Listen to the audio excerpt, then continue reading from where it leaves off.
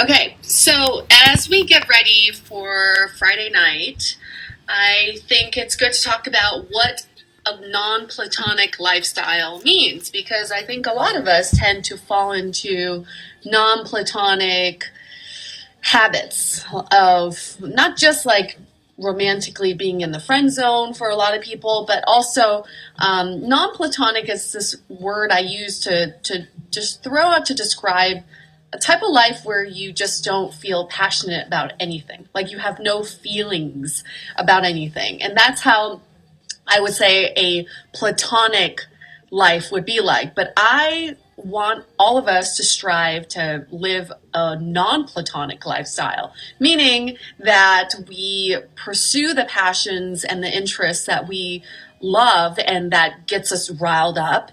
And also we don't get friend zoned. It's really unfortunate that in my 10 years of coaching, a lot of the questions that people come to me are, I've been friend zoned. I've been this person's friend for like 15 years and now I want to date them and I have attraction towards them.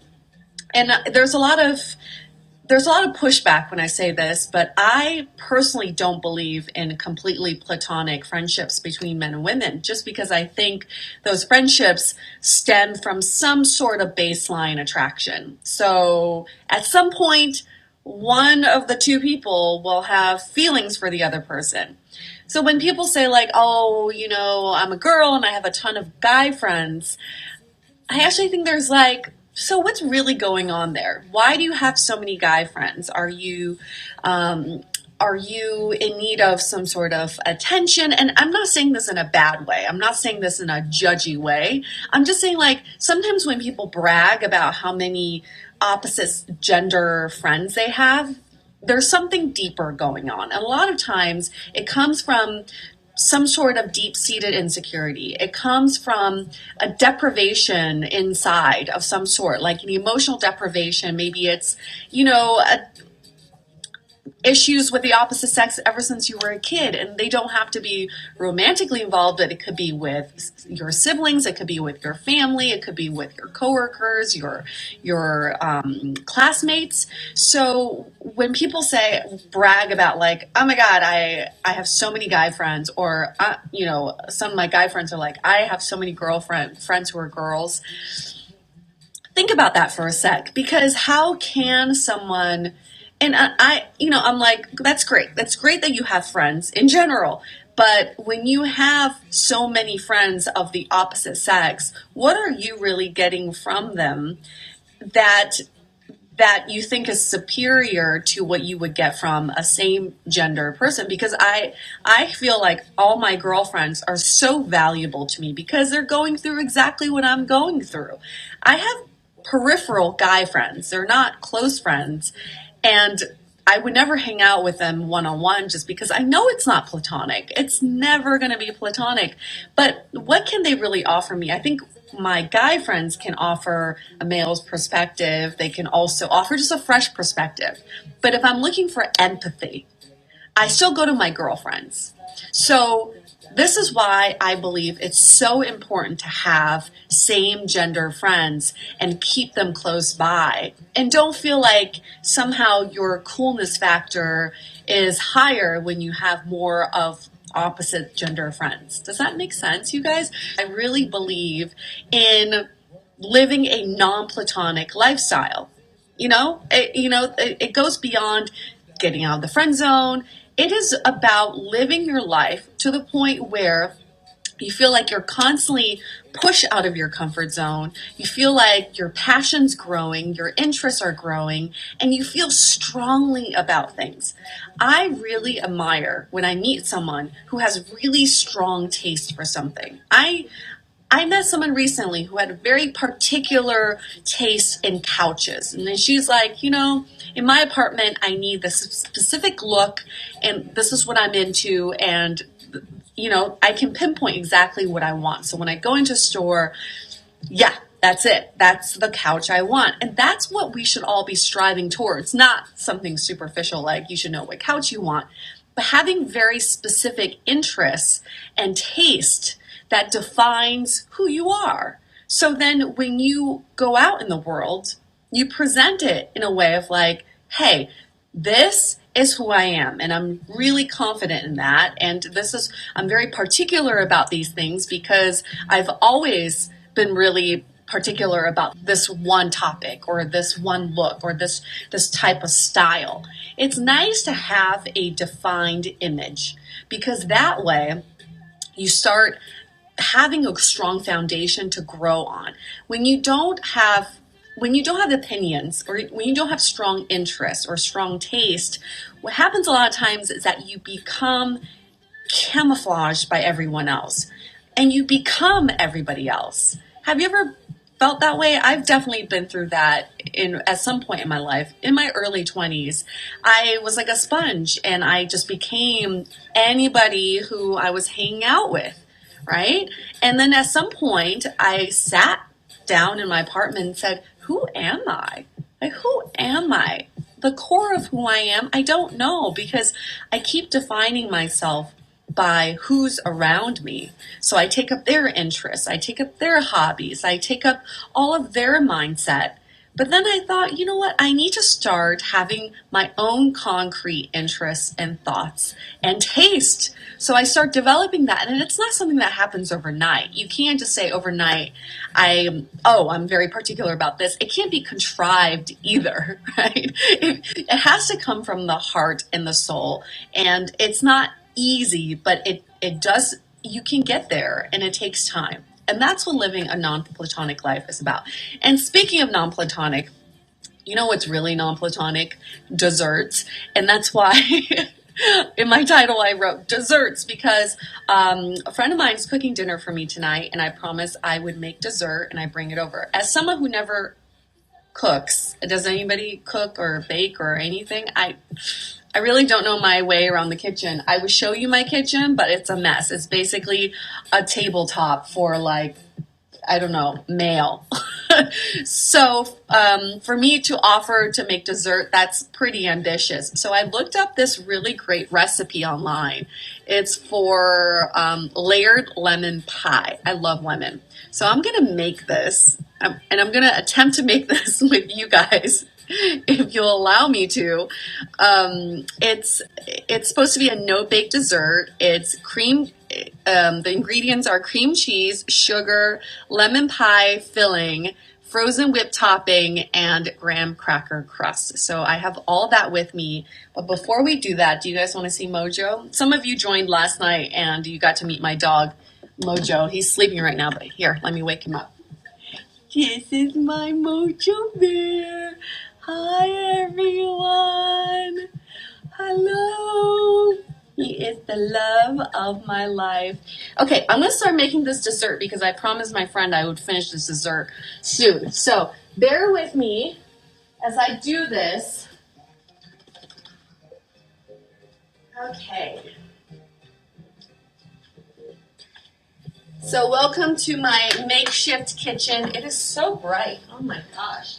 It's very sunny in San Francisco today, which is rare because usually it's kind of foggy. I get questions every day through email because I still have my dating service up, dating coaching service. Sorry, that came out wrong. Coaching website up where people can ask me questions. And every day I'm still getting a ton of emails about certain topics, and a lot of times it's about getting out of the friend zone. So how many of you have ever been in the friend zone and you couldn't get out of the friend zone? This is actually a very interesting topic for me because it's actually more psychological than you think. A lot of the times, getting out of the friend zone just takes certain changes in the way you look and smell. Yep. Psychologically, what happens is when you are friends with someone for a long time, you get accustomed to their smell. And that smell could be good or bad, but it's just you recognize their smell. We all know what our friends smell like. So one way to do this is to change up your perfume or cologne, or change up your deodorant, change up your body wash. The person you're trying to get out of the friend zone with will at least trigger something in their brain to see you in a different light. So that's my trick number one. Oh, I don't want to say trick because that makes me sound like a pickup artist. But that's my little tidbit number one of getting out of the friend zone, is that you want to smell a little different, okay? And in combination with that, you want to start looking different. When you get used to someone and accustomed to someone, you get complacent in the way you view them. So if I see someone all the time and I've always seen them as a friend, I just view them in that frame, right? But if you start dressing differently, and I'm not saying you need to like change up your whole wardrobe, but maybe wear a color that you don't normally wear, or try a different style that you've been meaning to, the person you're trying to win over from the friend zone, again, it will trigger something in their mind to put you in a different bucket. And when you come off looking different and smelling different, you automatically get a reset button in their mind. Now, that's not the end. When you want to get out of the friend zone, it's really about presenting yourself in a different frame, in a different context. And you have to stop doing everything that you're accustomed to doing. We as human beings get really set in our ways, and then we have these habits and behaviors and patterns. And once those patterns are set, it's really hard to break those patterns unless, oh, you want some? You can't see him, but he's smelling this. No, you can't have any. I gave you so many treats today. He pooped twice today. I think he had enough to eat, don't you think? So I'm still making this pudding and it's still very liquidy, so I don't know. How did I already screw up the pudding part of this? I haven't even gotten to the crust. Like, this is gonna be the worst pie ever. Okay, hopefully this will congeal a little bit. So you want to present yourself, getting out of the friend zone, you want to present yourself in a different light. And the second thing you must absolutely do is you have to say things, verbally say things that a friend wouldn't say. And I wouldn't say it's like harassment. But for example, a friend would never say, hey, can I take you out on a date? Or, hey, you look really hot today. I'm very attracted to you. Those are things that a friend wouldn't say. So if you're trying to get out of the friend zone, okay, then start saying things that a friend wouldn't say.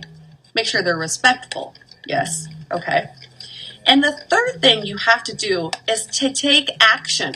A lot of times, people make the mistake of just waiting for things to happen. Oh, I'm just like waiting for that right moment to kiss her. No, things don't magically happen, because you know what does happen? They can meet other people. They could have already started a relationship with someone. They could already just put you so far down the friend bucket that it's so hard to dig you out. Time is of the essence. If you want to get out of the friend zone, if you no longer want to be platonic with him or her, you've got to take action.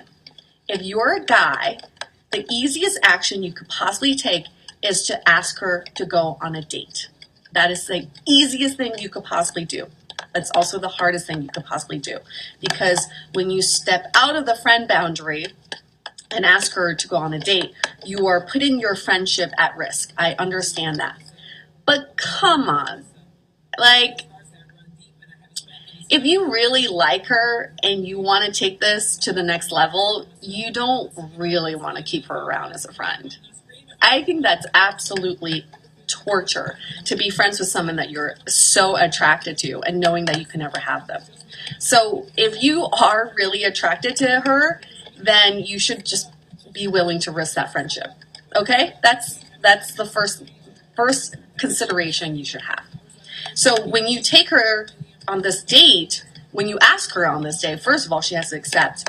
But you have to present it in a way that's very date-like. It's not like, hey, do you want to hang out Saturday? A friend could say that easily. Anybody could say that. You want to make sure that she knows it's a date. And so it doesn't have to be like, hey, I want to see if you want to go on this date Saturday at 6 p.m. No, but it could be, I want to take you out. I want to treat you. I'm attracted to you. And I want to take you out to dinner and see where this goes. That's hot. Even if the girl has no attraction towards you, all of a sudden she sees you as a new person and she starts thinking, oh, could I actually have an attraction towards this person? The reset button. Reset button is real. So remember those steps. First, you got to change some of your sensory experiences, like change up your style, change up your smell, and then you got to take action. Yeah? You got to say things that a friend wouldn't say and take action. It's much more important for you to live a non-platonic life, which is you pursue your passions, your goals, your dreams, things that make you uncomfortable, as opposed to sitting back and waiting for things to happen. Because 99.9% of the time, if you sit back and wait for things to happen, nothing happens. Fold in the whipped topping. So how much of this whipped topping do I need? The whole thing. Okay, I need to put in the whole thing. Okay, this is good. This is good. I can do that, Mojo. Oh my gosh, I haven't had Cool Whip in so long. Oh, that's my jam right there. Yes. Yes. Made with real cream. Oh yeah. This looks so good. Okay, this is fine. I think we're on to something here. I mean, it has to be fine. Oh yeah. Oh yes. Oh my gosh, can I just eat this whole container? If this doesn't turn out well, I've already had plans to pick up some ice cream on the way to dinner. So if all else fails, I've got ice cream and tequila with me. You guys, this is not half bad. It's got a hint of lemon, a hint of vanilla, and more than a hint of cream. And with that graham cracker crust, I think this might be a hit. That's not bad, right? Having a non-platonic life means you push yourself out of your comfort zone to try things that you've always wanted to try and challenge yourself. So I'm going to attempt a lemon meringue pie next year. So some of you know, I host a dating podcast. It's called DATEABLE. Every week I interview a guest about some sort of dating story or dating conundrum. And we had an episode about getting out of the friend zone. And it was fantastic because it's these two who've been friends for a long time, and she's always dated other people, and he's always dated other people as well, but he's always had a crush on her. So one day he just like balls out, "Hey, I like you. I want to see where this goes." And it happened, and like they ended up kissing, and now they're married. It's a really good episode. So 6 p.m. at dinner time, I'm going to head to my friend's house and deliver this amazing professional looking pie. Have a great weekend. Talk to you guys later.